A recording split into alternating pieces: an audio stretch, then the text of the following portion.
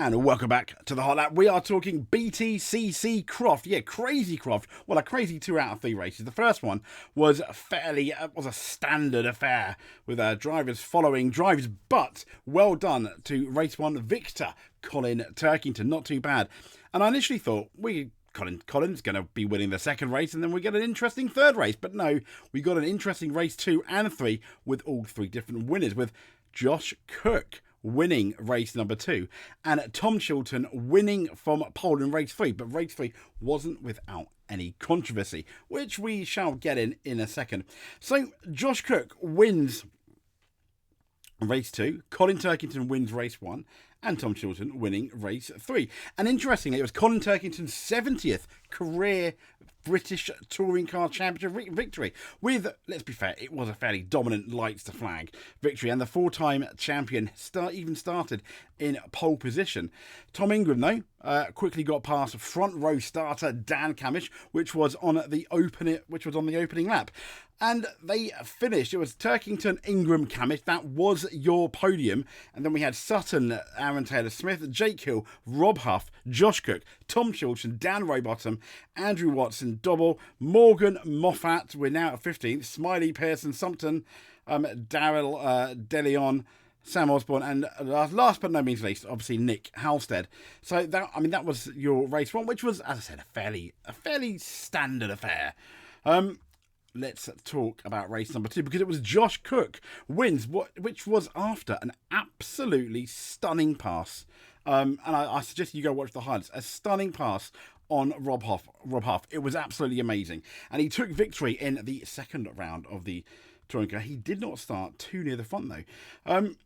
So I thought initially it was all going to be Rob Huff winning the World Touring Car Champion from 2012. But Cook, well, he flew off the road onto the grass on the Jim Clark S's on the opening lap, and it really cost him some ground. And Huff was up to second by just lap number 3.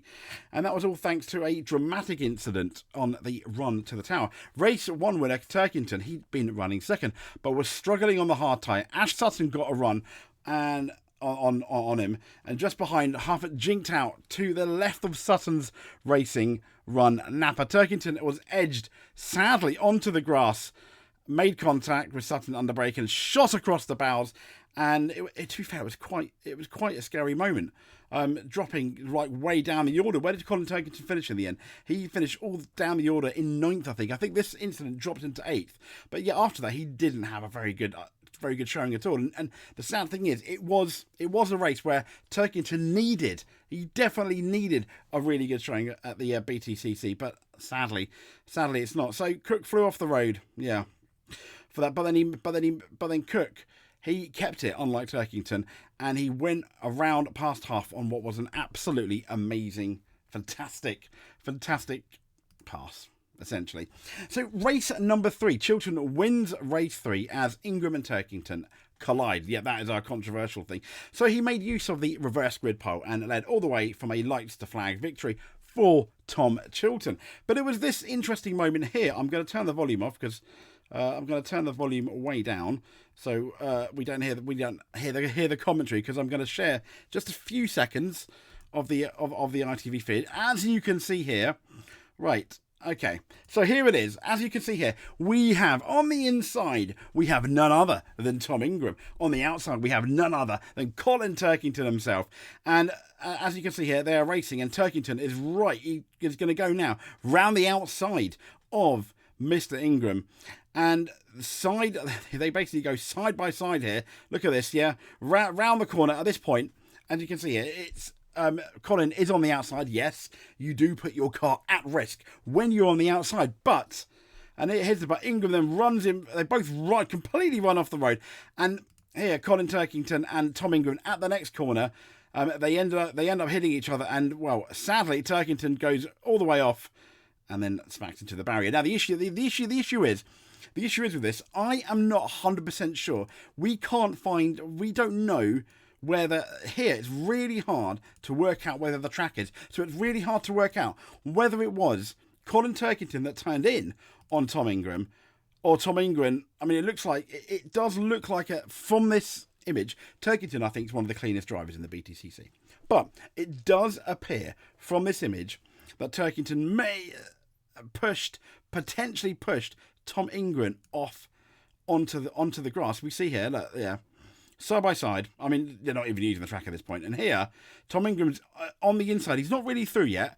Turkington is still ahead at this point, and it's here where you can see the dust kick up there as to whether, I wonder at this point, whether Tom Ingram has been pushed off the circuit. Now, if that's the case, I don't think it's his fault.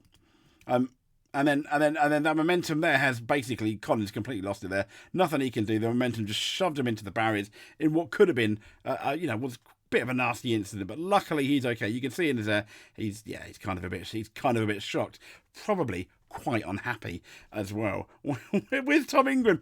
So with that, though, it's Tom Ingram leading the points on 253. Jake Hill now not the leader on 232. Ash Sutton is 224. But I think the two winners really are Tom Ingram and Dan Camish. Tom Ingram on 253 in the lead. Camish has closed the gap a little on his teammate now, 212, which I think is really important now because it means that it's going to be harder for Napa Racing to do team orders. Whereas, when we look at, this is the top, but Turkington is now on 178. He's quite far behind his teammate Jake Hill on 232.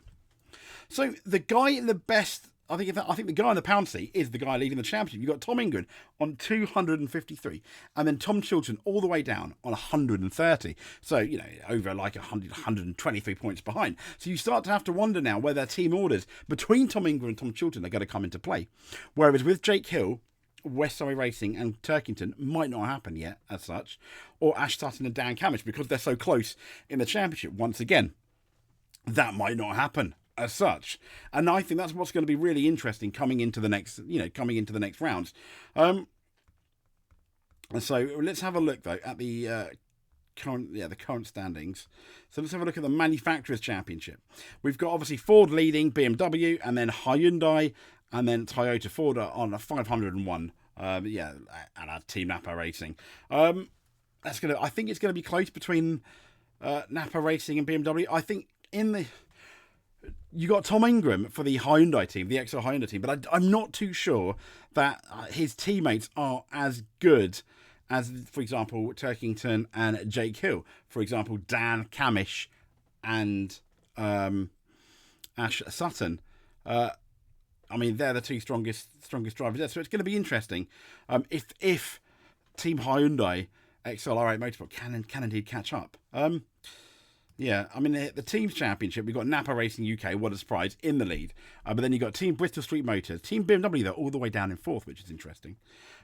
You've also got, for the independent drivers, we have Aaron Taylor-Smith leading, Mikey Double, Chris Smiley, Dow DeLeon, and then Scott Sumpton in fifth. The independent teams, which I think is always interesting, Evans Halshaw Mate Racing 357, Restart Racing on 297, and Duckman's Racing on 237.